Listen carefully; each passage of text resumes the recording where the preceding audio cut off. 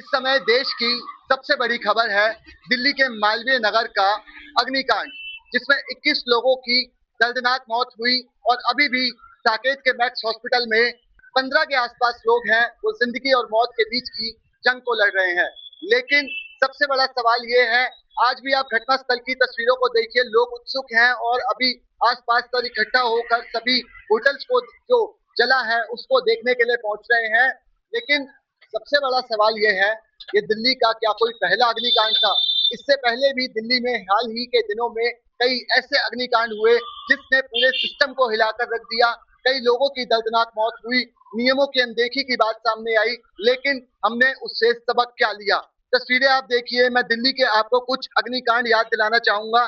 दिल्ली के हौज खास इलाके में ही 18 मई को एक घर में आग लगी थी, जिसमें 80 साल के रिटायर्ड आईएएस अधिकारी की मौत हो गई थी। इससे पहले पूर्वी दिल्ली के विवेक विहार इलाके में 3 मई को 4 मंजिला इमारत के टॉप फ्लोर पे रात को आग लगी और 9 लोगों ने अपनी जान गंवाई, जबकि इस हादसे में 12 से 14 लोगों को सुरक्षित बाहर भी निकाला गया। पालम इलाके के रामपल चौक पे 18 मार्च को एक ही परिवार के 9 लोगों की जलकर मौत हो गई।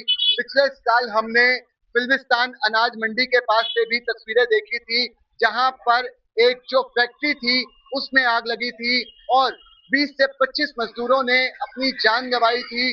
तब भी दिल्ली में सुरक्षा के नियमों को लेकर अभियान चलाया गया, चेकिंग की गई, अवैध ठिकानों पर छापेमारी की गई, लेकिन स्थिति में कितना बदलाव आया उसका साक्षी दिल्ली के मालवीय नगर का अग्निकांड है, जो कि खुद ब खुद गवाही दे रहा है कि चंद पैसों में फाइलें आगे चली जाती हैं। अगर एनओसी या परमिशन की फाइल पहले ही रोक दी जाती तो यहाँ पर मुझे खड़े होकर आपको इस तरीके की ये रिपोर्ट नहीं देनी पड़ती।